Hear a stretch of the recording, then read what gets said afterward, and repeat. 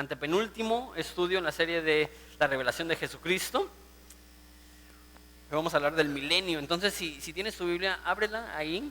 Lo que vamos a hacer es lo de rigor, de leer el capítulo entero. Después oramos y lo estudiamos, ¿va? Apocalipsis 20 dice: vi un ángel que descendía del cielo con la llave del abismo y una gran cadena en la mano, y prendió al dragón, la serpiente antigua, que es el diablo y Satanás, y lo ató por 1000 años, y lo arrojó al abismo y lo encerró, y puso su sello sobre él, para que no engañase más a las naciones, hasta que fuesen cumplidos 1000 años. Después de esto debe de ser desatado un poco de tiempo. Y vi tronos y se sentaron sobre ellos los que recibieron facultad de juzgar. Y vi las almas de los decapitados por causa del testimonio de Jesús y por la palabra de Dios, que no habían adorado a la bestia ni a su imagen, que no recibieron la marca en sus frentes ni en sus manos. Vivieron y reinaron con Cristo 1000 años. Pero los otros muertos no volvieron a vivir hasta que se cumplieron 1000 años. Esta es la primera resurrección. Bienaventurado y santo el que tiene parte en la primera resurrección. La segunda muerte no tiene potestad sobre estos, sino que serán sacerdotes de Dios y de Cristo, y reinarán con él 1000 años. Cuando los 1000 años se cumplan, Satanás será suelto de su prisión y saldrán a engañar a las naciones que están en los 4 ángulos de la tierra, a Gog y a Magog, a fin de reunirlos para la batalla, el número de los cuales es como la arena del mar. Y subieron sobre la anchura de la tierra y rodearon el campamento de los santos y de la ciudad amada, y de Dios descendió fuego y los consumió. Y el diablo que los engañaba fue lanzado al lago de fuego y de azufre, donde estaban la bestia y el falso profeta, y serán atormentados día y noche por los siglos de los siglos. Y vi un gran trono blanco y el que estaba sentado en él, de delante del cual huyeron la tierra y el cielo, y ningún lugar se encontró para ellos. Y vi a los muertos grandes y pequeños de pie delante de Dios, y los libros fueron abiertos, y otro libro fue abierto, el cual es el libro de la vida, y fueron juzgados los muertos por las cosas que estaban escritas en los libros según sus obras. Y el mar entregó a los muertos que había en él, y la muerte y el Hades entregaron a los muertos que había en ellos, y fueron juzgados cada uno según sus obras. Y la muerte y el Hades fueron lanzados al lago de fuego. Esta es la muerte segunda. El que no se halló inscrito en el libro de la vida fue lanzado al lago de fuego. Oramos. Te damos gracias, Jesús, por este mensaje en el cual estudiaremos temas súper raros, si somos honestos, pero al mismo tiempo llenos de esperanza, que si podemos tener fe para creerlos, también transformarán y cambiarán nuestra vida. Entenderemos mejor cómo eres tú y entenderemos mejor cuál es nuestro destino eterno. Entonces, Padre, te pido que me des palabras acertadas y que nos des corazones abiertos y dispuestos a aprender, Padre, porque muchas de las cosas que se encuentran en este pasaje son cosas que no se enseñan muy seguido. Entonces a lo mejor necesitamos una dosis extra de tu Espíritu Santo para poder comprenderlas y aplicarlas. Entonces, Padre, te doy gracias por esta oportunidad y te pido que nos ayudes. Y es en tu nombre precioso que pedimos esto. Amén. Muy bien. Tengo una pregunta. ¿Hay alguien aquí que es mayor de 70 años? Levanten la mano. Sí, no les da pena. ¿Alguien mayor de 70 años? Una persona, Don Chuy. 2 personas. ¿Alguien mayor de 80 años? No, mi mamá no. ¿De 80 años? ¿Mayor de 80? No, así como que, no es cierto. Ok, entonces 70 años es mucho tiempo, ¿no? Vemos a las personas que ya tienen esa edad y sabemos que ellos han vivido 1000 experiencias y se les da un respeto obviamente que merecen. Esos 70 años, 80 años, y algunas personas tienen familiares que viven hasta los 90 o 100. ¿Alguien tiene un familiar que tiene más de 100 años? ¿Alguien aquí? Okay, 2 personas tienen familiares de más de 100 años. Entonces, algunas personas conocemos a personas que han vivido más de un siglo. Pero hoy vamos a estar hablando, si escucharon lo que leí, acerca de el milenio, de 1000 años. Entonces, si te imaginas, 1000 años es muchísimo de tiempo. Hoy vamos a ver un lapso de 1000 años en solamente un capítulo. Entonces van a haber muchas cosas que se van a dejar a la deriva, muchas preguntas que no se van a contestar, porque imagínense, si los primeros 19 capítulos de Romanos tratan con un lapso de 7 años y hay un chorro de preguntas sin responder, ahora imagínate un lapso de 1000 años en un capítulo. Simplemente está dando una vista panorámica y lo que sucede por eso es que mucha gente tiene muchas dudas acerca de lo que se llama el milenio, el reino milenial, perdón, de Jesús, y vamos a intentar de aclarar algunas dudas, pero lo importante, como ya hemos visto un sinfín de veces en esta serie, no es tanto los detalles, sino quién lo está haciendo y qué es lo que podemos aprender acerca de Jesús al estudiar este pasaje. Hoy no es la excepción, pero sí es importante reconocer que vamos a ver 1000 años en un lapso de, más bien un lapso de 1000 años en un solo capítulo.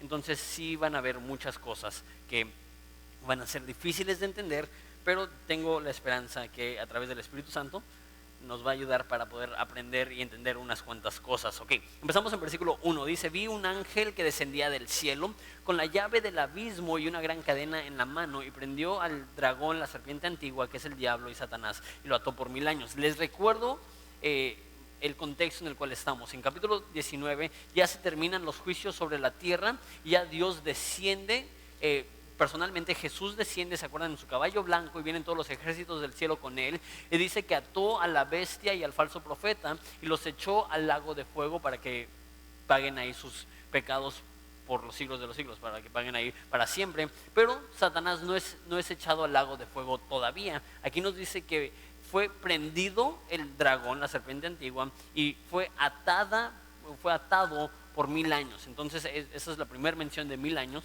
y vamos a ver esa mención. Versículo 2 va a decir 1000 años, versículo 3 va a decir 1000 años, versículo 4 va a decir 1000 años, versículo 6 y 7 van a decir 1000 años. Entonces estamos tratando de lo que se conoce como el milenio. El milenio va a ser un lapso de tiempo en el cual Satanás no va a poder estar en la tierra, y por ende no va a poder engañar a los humanos, y va a ser un tiempo de paz, un tiempo de esperanza, y vamos a ver un poco más de lo que va a suceder. Pero antes de hablar del milenio, quiero hablar un poquito acerca de Satanás y lo que nos demuestra este pasaje. Versículo 1 dice: vi un ángel que descendía del cielo. No nos dice que es un angelote, no nos dice que es porque en Apocalipsis dice varias veces: y vi un ángel fuerte. Y vemos en otras partes de la Biblia que aparecen como rangos, que hay ángeles que son más sencillos y ángeles que son más fuertes, y tenemos los arcángeles y todo eso, como que diferentes niveles de ángeles. Pero aquí ni siquiera menciona ni su nombre, ni su poder, ni sus responsabilidades. Simplemente dice un ángel X, sin nombre, no famoso. Y llega este ángel y dice que pelea con Satanás, y peleó mucho tiempo, y necesitó pedir apoyo para que pudieran vencer a Satanás. ¿Así dice? No, dice que llegó este ángel, apresó a Satanás y lo ató por 1000 años. ¿Qué nos demuestra eso? Que Satanás no está a la par con Jesús. Es más, Jesús pudiera usar a cualquiera de sus ángeles en cualquier minuto para atar al diablo. Muchas veces creemos que, y eso lo he hablado mucho, que el diablo y Dios están como a la par, como es lo bueno y el malo, y se están peleando, y es casi como si fuera una pelea de box celeste, y se están dando sus golpes, y ya está el ojo del diablo hinchado y la nariz de Dios sangrando, y tú dices: no, pues ¿quién va a ganar? Y en el último round Dios da un derechazo y noquea a Satanás, y ganó. Uy, estuvo cerca eso. No es así. No es que Dios es el bueno y Satanás es el malo, y están peleando y Dios no le puede ganar, y están como que en una lucha continua, sino que Dios es todopoderoso, y el momento que Dios quiere acabar con la obra de Satanás, dice una palabra y Satanás es atado, y fin de la historia. No podemos darle ese lugar a Satanás, que creemos que Satanás está al par o tiene el nivel de poder de Jesús, por eso Jesús no le ha ganado. No es eso, es que no entendemos por qué, pero Satanás está cumpliendo alguna función, y por eso Dios lo ha dejado seguir. Pero el momento que ya no le sirva a Dios, Dios lo va a atar y lo va a echar al abismo. Dice aquí versículo 3: y lo arrojó al abismo y lo encerró, y puso sellos sobre él para que no engañase más a las naciones hasta que fuesen cumplidos 1000 años, y después de esto será desatado un poco de tiempo. Pero una vez más, eso nos demuestra el poder de Jesús, y eso es por eso estudiamos Apocalipsis. Estudiamos Apocalipsis para darnos cuenta: sí, cierto. No debo de pasar todo mi tiempo pensando en Satanás y reprendiendo a Satanás y cancelando las obras de Satanás. Lo que tenemos que hacer es reconocer: no, Satanás y Dios no están a la par, no están en el mismo nivel, no es nada que ver. Dios es infinitamente más poderoso, y cuando Él quiere manda un ángel cualquiera y lo ata. Ok, ahora sí, empezamos a ver el rollo del milenio y qué va a suceder en el milenio, y vamos a ver un tema que se llama la resurrección de entre los muertos. Versículo 4. y vi tronos, y se sentaron sobre ellos aquellos que recibieron la facultad de juzgar. Entonces, recuerden, ya regresó Jesús, ya regresó a la tierra, y cuando regresa y ata a Satanás y ata a la bestia y el falso profeta, dice que ve tronos. ¿Y quiénes son los que recibieron la facultad de juzgar? Dice, y vi las almas de los decapitados por causa del testimonio de Jesús y por la palabra de Dios, los que no habían adorado a la bestia ni a su imagen, y no recibieron la marca en sus frentes ni en sus manos, y vivieron y reinaron con Cristo por 1000 años. Entonces, ¿quiénes son? Dice, los que no habían adorado a la bestia, dice que habían sido decapitados por causa del testimonio. ¿Y qué es lo que dice? Vivieron y reinaron. Entonces, ¿cómo está eso? Y esto es lo que vemos en Apocalipsis y vemos en toda la Biblia, que se llama la resurrección de entre los muertos. Y ya sé que he hablado de esto, pero tengo que hablar mucho de eso por 2 razones. Uno, es súper importante. El énfasis de la Biblia no es que nos morimos y nos vamos espiritualmente a otro lugar. El énfasis de la Biblia es que nuestros cuerpos un día van a resucitar. Por eso cuando Jesús llega con Marta y está muerto su hermano, le dice, ¿crees que vivirá? ¿Y qué le responde Marta? Dice, sí, yo sé que ahorita está viviendo espiritualmente en el cielo. Lo que le dice Marta, dice, no, yo sé que al final de los tiempos resucitará. Que para los judíos, y no solamente los judíos, los cristianos, su esperanza, dice Pablo, me persiguen por la esperanza de la resurrección. En la Biblia los cristianos depositan su fe y su esperanza, sí que vamos a ir al cielo un día, pero más que eso, que un día nuestros cuerpos van a resucitar. Entonces no se enfatiza mucho eso en las iglesias, pero sí se enfatiza muchísimo en la Biblia. ¿Por qué no se habla en la iglesia? Lo entiendo, es bien raro. Este concepto no es algo con lo cual nos sentimos cómodos. ¿Por qué? Es más, estaba viendo un video en YouTube ya sabes que suben videos de ciencia y lo que sea, de cuánto tiempo puede estar muerto alguien y venir a la vida así, que es posible que lo resucitan, o que a través de estímulos o lo que sean pueden volver a la vida. Y dicen que realmente una vez que pasan cierto punto ya es imposible regresarlos, porque su cuerpo ya se apagó. Entonces no hay, llegan a cierto nivel donde ya no hay esperanza, ya están muertos, y si están muertos no regresan a la vida. Y estaban hablando en ese video de que tantas religiones tienen como un énfasis la resurrección de entre los muertos, que es algo que se nos hace muy interesante. Y ellos estaban burlando de la religión, diciendo, pues obviamente no hay resurrección de entre los muertos, porque después de estar muerto, realmente muerto un segundo, ya no hay vuelta atrás. Y hay personas que creen, diciendo el video burlándose, que después de cientos de años o miles de años los muertos van a resucitar. Eso es simplemente imposible, ya es un polvo. Y lo piensas y dices, pues sí es cierto, ¿no? Sí es imposible. Y se escucha casi como una mala película así, y dices, ¿cómo? Y si te soy honesto, no tengo ni la más remota idea. Pero lo que sí sé es que la Biblia dice claramente, y lo vamos a ver ahorita, ¿cómo va a pasar? Algunos dirán, ¿y qué? Pues, ¿cómo van a resucitar si después de unos años son puro polvo? ¿Y cómo van a resucitar aquellos que fueron cremados? ¿Cómo van a resucitar aquellos que murieron en alta mar? Y va a decir en un segundo que el mar entregó sus muertos y la tumba entregó sus muertos. Y no sé cómo va a funcionar, pero aunque seamos polvo, Dios va a reunir nuestras partículas y nos va a hacer vivir una vez más. Y cuando vivamos una vez más, dice aquí que se les dio tronos. Entonces vamos a sentarnos en tronos, y durante este reinado milenial, donde Jesús ya está en el mundo y establece su reino, nosotros vamos a ser reyes. Es lo que dice al principio, que somos reyes y sacerdotes de Dios, y vamos a reinar con Dios en este mundo sobre las naciones. Hasta ahí ya está bien loco, ¿no? Ahí ya estamos, okay, no entiendo cómo, y si te soy honesto, ni yo. Pero se pone con más preguntas. Y la pregunta es, ok, si el capítulo anterior ya fue la batalla de Armagedón y Dios mató a todos sus enemigos, ¿se acuerdan de eso? Que con la espada que sale de su boca, Él mató a todos sus enemigos. Entonces, ¿sobre quién vamos a reinar? ¿Sí? Si los cristianos van a reinar y Dios destruye a todos sus enemigos cuando regresa a la tierra, si todos somos reyes, entonces nadie es rey, ¿no? Si todos somos el presidente, entonces nadie es el presidente, porque realmente no hay nadie que tiene esa autoridad. Entonces algunas personas sugieren, y de todas las cosas que he escuchado es lo que me hace más sentido, pero realmente no lo explica aquí, es que Dios, cuando destruye a sus enemigos, es en la guerra de Armagedón y destruye a todos los ejércitos del mundo que acampan en contra de Dios, pero no dice específicamente que mata a todos los seres humanos. Entonces mucha gente cree que después de la batalla de Armagedón sobreviven muchas mujeres, sobreviven muchos niños y a lo mejor algunos hombres que no estaban en ningún ejército, y ya está Jesús. Y una vez más, todavía no es cielo nuevo ni nueva tierra, el mundo sigue, y ahora Dios está físicamente en el mundo, pero el mundo continúa con las mismas leyes y el mismo orden que conocemos ahorita. Entonces, después de 1000 años, los seres humanos siguen procreando, los seres humanos siguen teniendo hijos, y después de unos cuantos años ya se llena una vez más la tierra.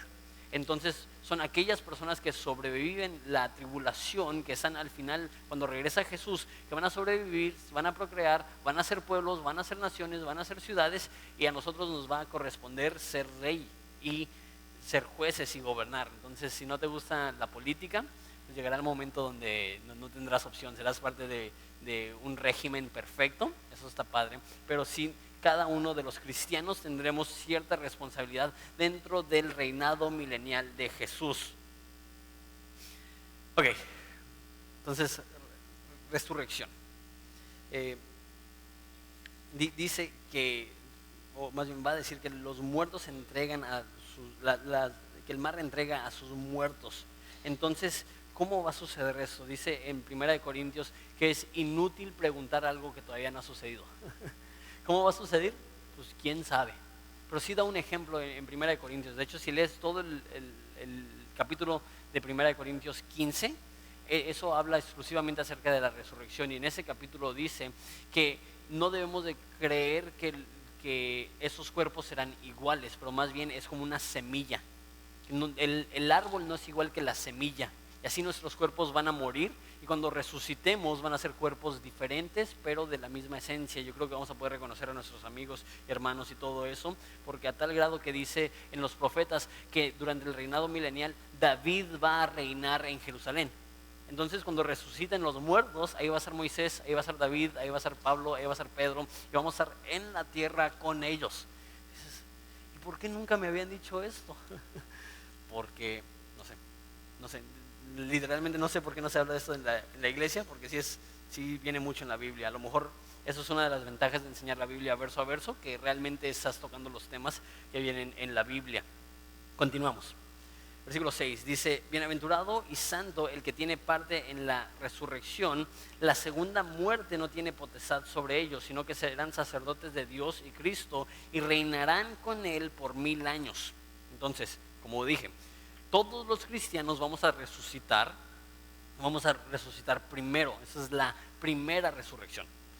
Después de los 1000 años va a haber una segunda resurrección, vamos a ver eso en un segundo, donde resucitan todos, independientemente si eran cristianos o no. Todo ser humano va a resucitar, pero los cristianos resucitan primero y reinan por 1000 años con Jesús. Y dice: la segunda muerte no tendrá potestad sobre ellos. Entonces, los que resucitan primero no mueren por segunda vez. Los que resucitan segundo tienen la segunda muerte, que lo vamos a ver en un segundo, que eso es ser echados al lago de fuego. Entonces, lo que está diciendo es que los cristianos, después de resucitar, ya no vuelven a morir. Ya es una resurrección eterna. Nuestros cuerpos serán eternos. No habrá muerte, ya no habrá dolor, ya no habrá enfermedad, ya no habrá ningún gas.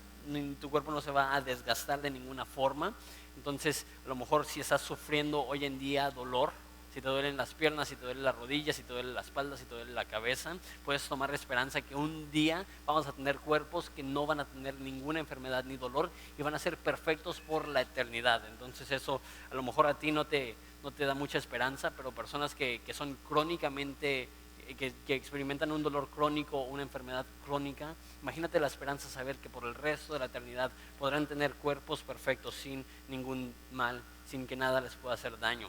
Pero, versículo 7: cuando los 1000 años se cumplan, Satanás será suelto de su prisión y saldrá a engañar a las naciones que están en los 4 ángulos de la tierra, a Gog y a Magog, a fin de reunirlos para la batalla, el número de los cuales es como la arena del mar. Entonces, ¿por qué soltar a Satanás? ¿Por qué no dejarlo ahí? Y esto es una pregunta una vez más que surge en el milenio. Lo que yo estoy viendo es que si realmente son personas que están procreando, ¿cómo explicas que nosotros vamos a ser reyes y los únicos que están poblando la tierra en ese momento son cristianos? Pues yo creo que los que procrean y los que nacen durante el milenio, pues no van a ser ni no cristianos ni cristianos. ¿Por qué? Porque no hay opción. Estás bajo el reinado de Jesús, porque Él está reinando desde Jerusalén, y no es como hoy en día que podemos escoger entre ser cristianos o no, entre seguir a Jesús o no. Simplemente todos a fuerza tienen que seguir a Dios, porque en ese momento no será tanto una religión, sino será más bien un régimen político donde Jesús será el rey y todos tienen que sujetarse y todos tienen que someterse y no hay opción. Pero no creo que eso es la forma que Dios quiere reinar para siempre. Entonces Dios, como a ti y a mí, nos da una opción de buscarle. Yo creo que Dios va a soltar a Satanás para que una vez más y por última vez la humanidad tenga la oportunidad de decir, ok, ¿voy a seguir a Dios o no? Porque creemos que sí, la salvación es de Dios, pero que Dios quiere que cada uno de nosotros escojamos seguirle. No sea simplemente una decisión divina, aunque sí es una decisión divina de salvarnos, pero que también sea una decisión personal de seguirle. Sea una decisión de rendir nuestras vidas ante Jesús. Y eso es lo que ellos harán. Ahora, una vez más, cuando vemos esto decimos, ok, quiero entenderlo, ¿cómo va a ser? Pues no creo que tanto sea el caso eso. Más bien yo creo que nos demuestra cómo son los hombres, porque sale Satanás de su prisión y mira versículo 8. Y saldrá a engañar a las naciones que están en los 4 ángulos de la tierra, a Gog, a Magog, a fin de reunirlos para batalla, y el número de los cuales es como la arena del mar. O sea, pensarías que el mundo aprendería. No te puedes meter con Dios, no puedes pelear contra Dios. ¿Por qué? Ya vimos la batalla de Armagedón, ¿cómo le fue al mundo? Una palabra, abre su boca Dios, sale una espada y destruye a todos sus enemigos. O sea, no sudó, no hubo sangre de su ejército, no hubo muertes en su ejército. Dios abre la boca y destruye a sus enemigos. ¿Qué tal con Satanás? Ni siquiera se ensucia las manos ahí tampoco. Manda un ángel X y ata a Satanás y no puede hacer una lucha a Satanás. Pero el ser humano es así.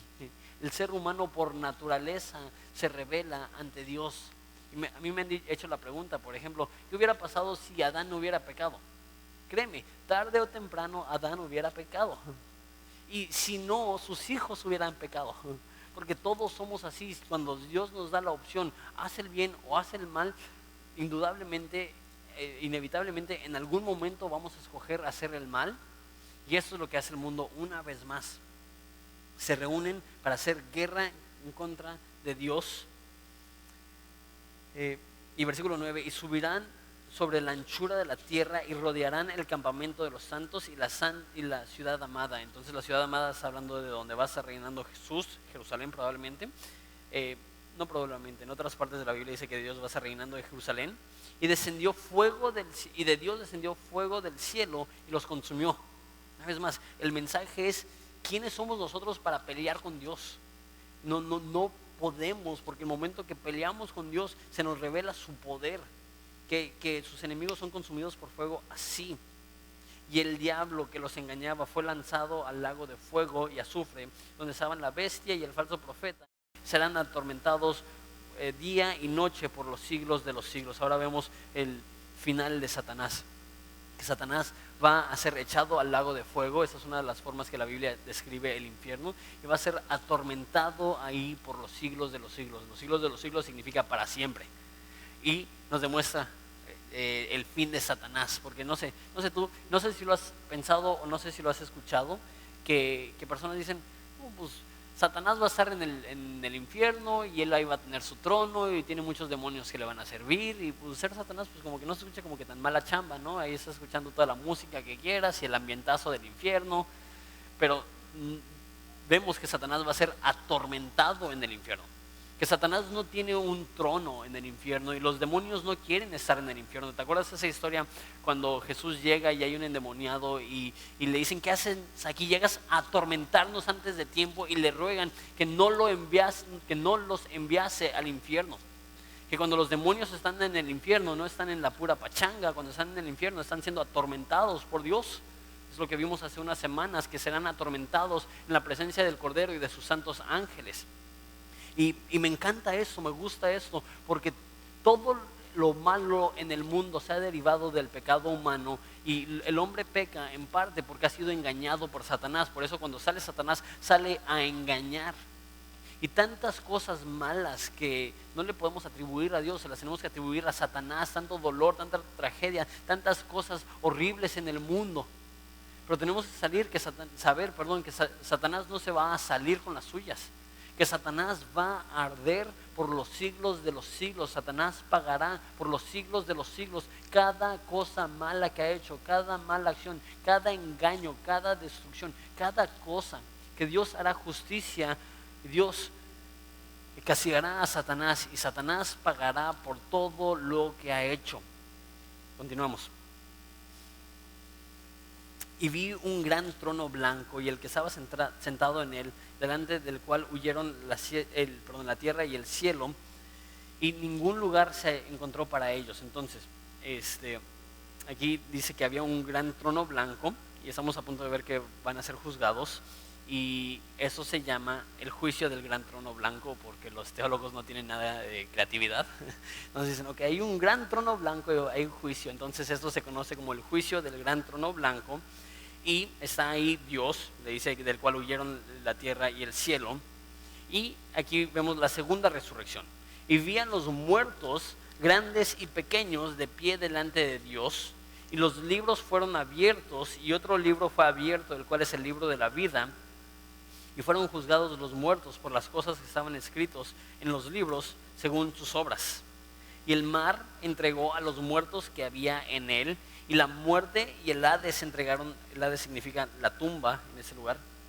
La muerte y la tumba entregaron a los muertos que habían en ellos, y fueron juzgados cada uno según sus obras. Y la muerte y el Hades fueron lanzados al lago de fuego. Esta es la segunda muerte. Y el que no se halló inscrito en el libro de la vida fue lanzado al lago de fuego. Entonces, dice que todos los muertos, ahora ya no estamos hablando solamente de cristianos, todo ser humano que ha existido, de hecho hasta ahorita van 45 mil millones de humanos que han existido, todos van a resucitar, y todos estarán delante del trono de Dios y van a ser juzgados. Van a haber dos libros, eso lo vemos en versículo 12, dice que otro libro fue abierto, que es el libro de la vida. Y después dice que fueron juzgados según las cosas que estaban escritos en los libros, según sus obras. Entonces yo veo dos libros, el libro de la vida y el libro de las obras. Entonces, lo que sucede es que los humanos van a resucitar, van a tener cuerpos físicos, pero un poco distintos a los que tenemos. Esos cuerpos no van a morir, pero esos cuerpos igual sienten dolor, sienten placer, son cuerpos como los de nosotros. Y van a ser juzgados cada uno según sus obras. Entonces es como si en el cielo se abrieran los libros, y cada cosa buena o mala que hayan hecho en su vida van a estar anotadas, van a estar escritas. Aquí no dice que solamente los no cristianos van a estar ahí, porque si dice que todos los que no fueron hallados en el libro de la vida fueron lanzados al lago de fuego, implica que también están juzgando entre los que están en el libro y los que no están en el libro. Entonces, todo ser humano, incluyéndome a mí e incluyéndote a ti, nos vamos a presentar delante de un trono blanco, y se van a abrir los libros. Y cada palabra que hayamos dicho, cada cosa que hayamos hecho, cada pensamiento que hayamos tenido, va a ser revelado en ese momento. Y ahí va a estar el juez, Dios, ahí va a estar los ángeles presentes, ahí van a estar Jesús y el Espíritu Santo presente, y nosotros desnudos, y todas nuestras obras van a ser reveladas. ¡Qué miedo!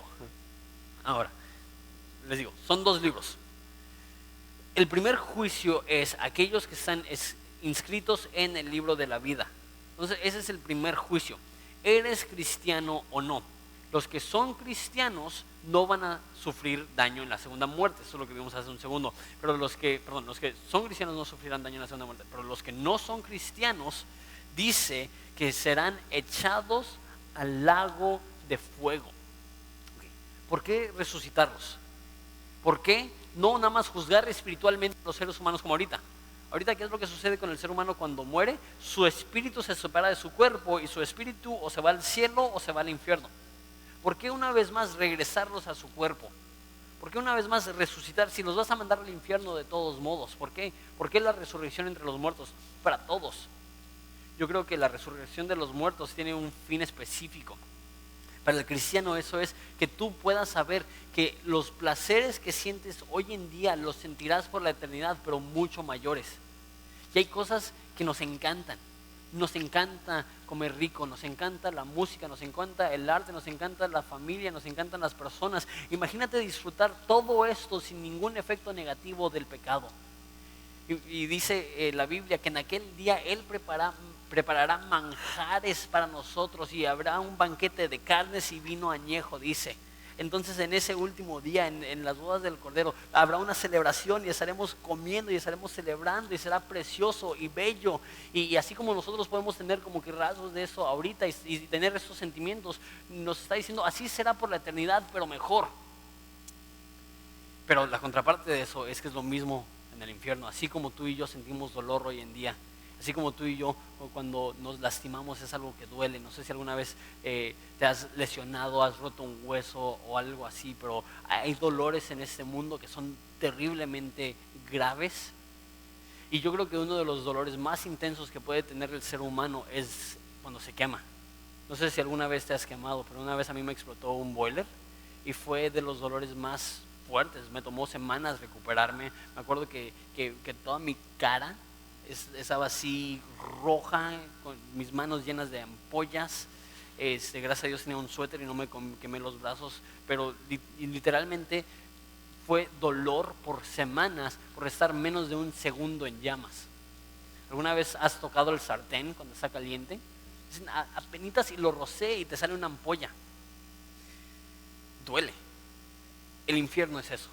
El infierno es que tu cuerpo se queme, no por un minuto, no por un segundo, no por un instante, no por un año, no por una década, por los siglos de los siglos. La gente en el infierno estará sintiendo la misma sensación que tú y yo tenemos al momento de quemarnos, y no por un instante, continuo, sin descanso.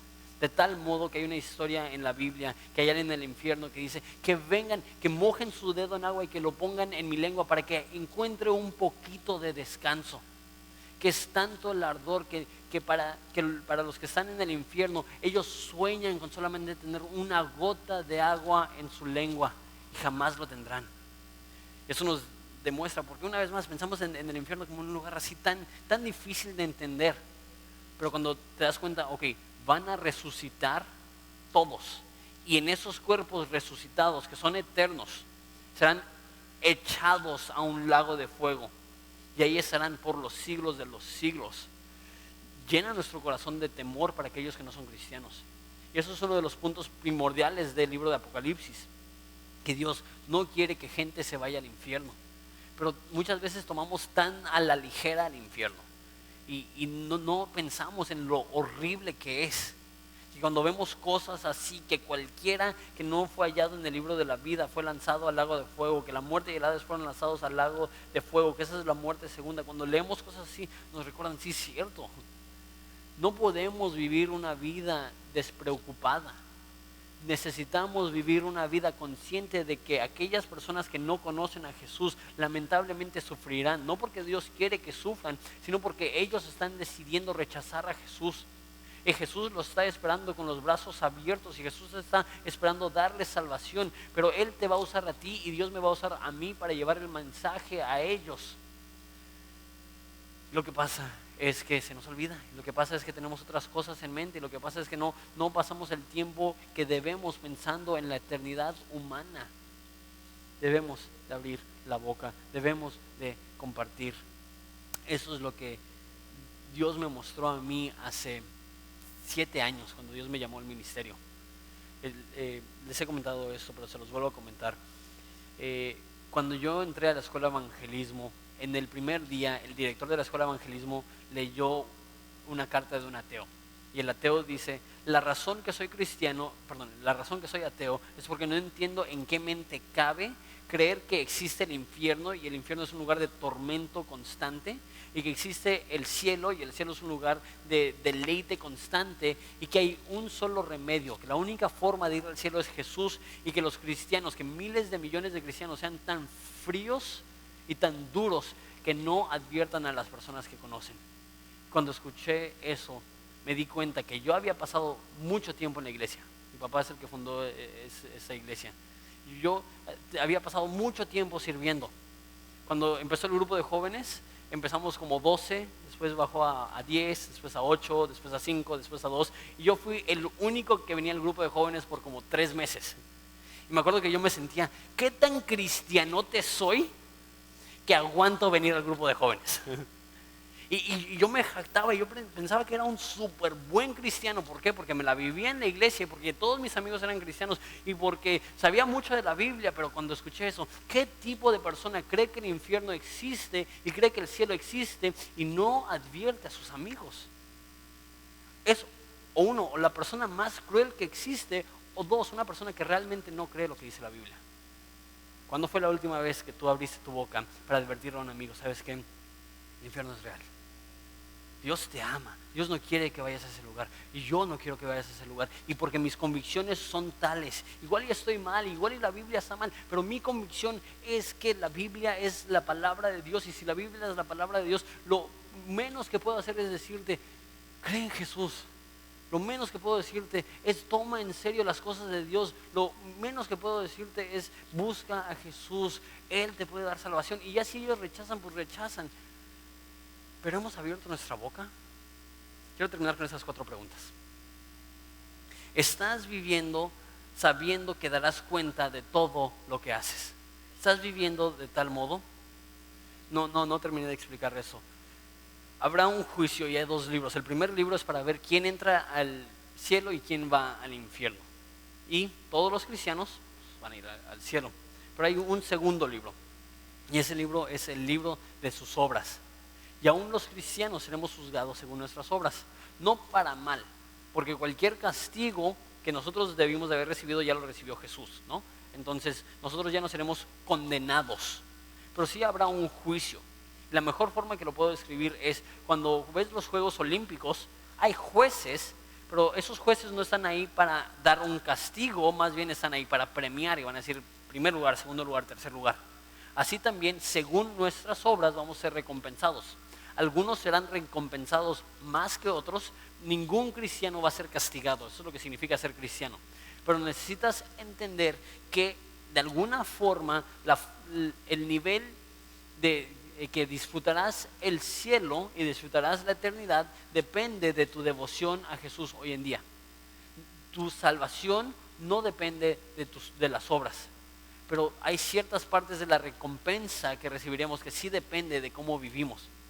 Y viéndolo de esa forma, tenemos que ver todos los aspectos de nuestra vida y hacernos la pregunta: ¿estoy viviendo para Dios? ¿Estoy viviendo sabiendo que todo lo que haga está siendo registrado y un día Dios lo va a leer en público y voy a estar o avergonzado o feliz, avergonzado por no seguirle o feliz por haberle sido fiel?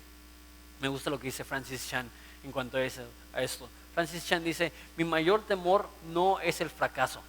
Mi mayor temor es ser exitoso en algo que no cuente para la eternidad. ¿Estás siendo exitoso en algo que no cuenta para la eternidad? ¿O estás aprovechando cada oportunidad que tienes para hacer luz en tinieblas? Esa es pregunta número 1. Pregunta número 2. ¿Eres culpable de sobreespiritualizar todo? A lo que me refiero con esto es que muchos cristianos tienen una idea equivocada de la eternidad. Estamos hablando de la resurrección de entre los muertos, que Dios no solamente va a llevarnos al cielo, sino que Él va a regresar y vamos a resucitar y vamos a tener cuerpos físicos. Lo que sucede es que la mayoría de cristianos, esa es su mentalidad: el mundo apesta, entonces quiero morirme e irme al cielo. El mundo es difícil, entonces quiero que sea el rapto porque ya quiero dejar este mundo. Y entiendo, y más si has sufrido mucho, pero el fin del mundo no es que nosotros seamos sacados del ámbito físico y llevados al ámbito espiritual, sino que Dios va a traer el ámbito espiritual perfectamente al ámbito físico y vamos a tener cuerpos perfectos. Esa es la razón que se ora en el Padre Nuestro: venga tu reino, que se haga tu voluntad en la tierra como en el cielo. O sea, que no solamente vivimos para el cielo, vivimos para ver el cielo traído a la tierra.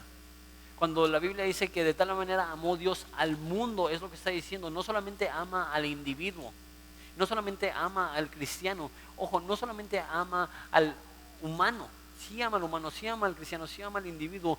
Ama a su creación y un día va a restaurar toda su creación a un orden perfecto. Y Él vendrá y Él reinará con un orden perfecto. Y eso es lo que esperamos. No solamente el ser removidos de este cuerpo y llevados a un lugar espiritual, sino que este cuerpo un día va a ser restaurado. Pregunta número 3. ¿Has elevado a Satanás al nivel de Dios? Cuando oras, pasas tu tiempo reprendiendo a Satanás y atando a Satanás y cancelando las obras de Satanás. Y muchas veces escucho a personas orar y digo, ¿le están orando a Dios o al diablo? Porque a veces parece que están hablando más con Satanás que con Dios. No se trata de eso, se trata de reconocer que Dios tiene la victoria, que Dios tiene la última palabra, que Dios sabe lo que está haciendo y debemos de orarle a Él. Y le damos un mérito a Satanás que no debemos y le damos una autoridad a Satanás que no tiene, cuando realmente Jesús tiene toda la autoridad. Primero con eso. ¿Anhelas el reinado perfecto de Dios? Eso me encanta. Que Jesús ama tanto al mundo que no va a dirigir desde el cielo, diciéndole a unos cuantos humanos, tú haces esto, tú haces esto, tú haces esto. Pero que Dios tiene tanto interés al ser humano y a la tierra, que Jesús mismo va a descender, entrará a Jerusalén y establecerá su trono, y Él reinará ahí por 1000 años. ¿Cuánto tiempo es 1000 años? Imagínate, yo tengo 25 y ya se ha sentido como una eternidad. Y me imagino que los que tienen 50 se sienten como si fuera una doble eternidad. Y así sucesivamente. La vida a veces se siente que pasa rápido, pero a veces se siente que piensas del año pasado y sientes todo lo que ha sucedido desde el año pasado. Ahora imagínate 1000 años donde Dios estará reinando en perfección, donde Dios estará estableciendo un reino perfecto. Eso es tan importante. Eso trae tanta esperanza que el mundo, y no estoy hablando solamente de México, pero ahorita se ha traído mucho a la luz la corrupción dentro de México, pero en el mundo los políticos son corruptos y el pueblo sufre por malas administraciones en todos los niveles, ya sea federal, estatal o municipal. Hay corrupción y el pueblo sufre. ¿Sabes qué? Hay corrupción no solamente en los líderes, hay corrupción dentro de cada uno de nosotros y todo el sistema no funciona como debe, y hay tanta burocracia y tantos problemas y tantas decisiones que no ayudan realmente al pueblo, y tú dices, qué horrible. ¿Por qué no hace algo Dios? ¿Por qué no se involucra más Dios? Mi respuesta es, llegará el momento donde no solamente se involucrará más Dios, donde Él vendrá y Él establecerá un reino global desde Jerusalén, donde Él será el rey. Lo que Él diga se hará, y eso sí será un reino perfecto, y ahí ya no habrá más opresión, ni más corrupción, ni más pecado, ni más injusticia, y eso debe de emocionarnos. Como cristianos necesitamos saber que esto nos espera. Les voy a enseñar un video, probablemente lo enseñe 2 veces porque me ayuda a describir eso la semana que viene y dentro de 2 semanas. Pero al estudiar Apocalipsis y al estudiar la Biblia los últimos 3 años, Dios me ha estado enseñando esto mucho.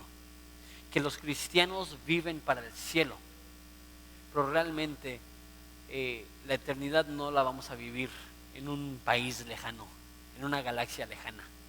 La eternidad se va a vivir aquí con cuerpos nuevos, bajo el reinado perfecto de Jesús, donde Él viene a este mundo y nosotros venimos con Él. Y tenemos que reconocer esto. Porque sí es bien frustrante ver a personas que están sufriendo y decir, no, pues Dios sabe. Yo digo, sí, Dios sabe, pero no deja de ser injusto lo que están pasando, no deja de ser triste lo que están pasando. Pero llegará un momento en el cual habrá un mundo perfecto. Habrá un mundo en el cual no habrá más enfermedad, donde no habrán más niños con capacidades diferentes, donde no habrán más hospitales, donde no habrán más cárceles, ni nada de eso, porque todas las cosas primeras han pasado. ¿Te da esperanza eso? o simplemente estamos en el día a día, en la vida cotidiana, y ni siquiera pensamos que Dios va a establecer un reino perfecto y que eso debe de darnos esperanza. Que el cristianismo es totalmente distinto a cualquier religión, porque el cristianismo no es solamente el hombre hallando paz consigo mismo, y no es el hombre hallando paz solamente con Dios. El cristianismo es entender que todo el universo entrará a un orden perfecto y todo funcionará como debe y todo seguirá un orden perfecto, y nosotros seremos simplemente un eslabón más, un peón más, una persona más dentro de ese plan magnífico y perfecto de restaurar al mundo. ¿Les parece si nos ponemos de pie y oramos?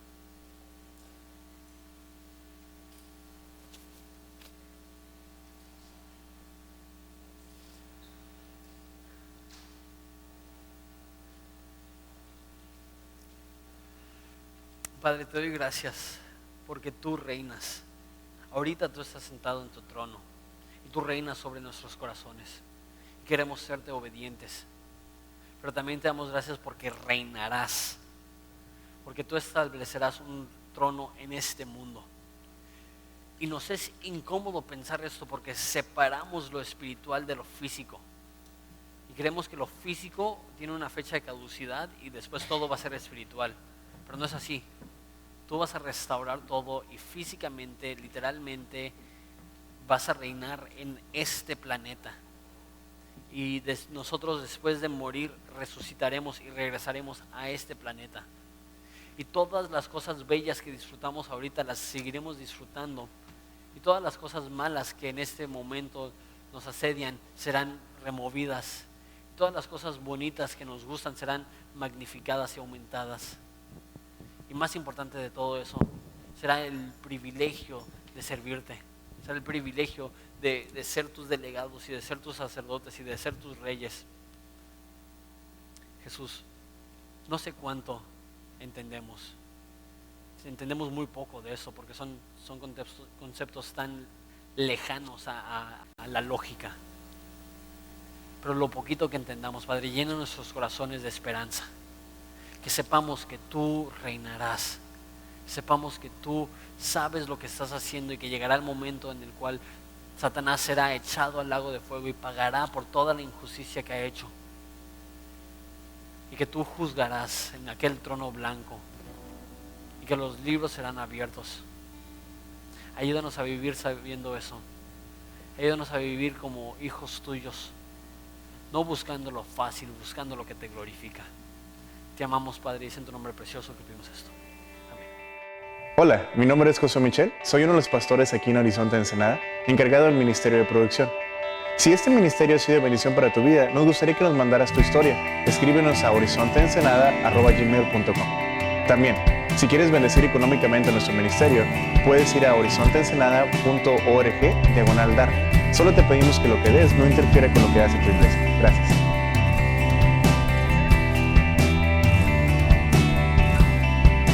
Porque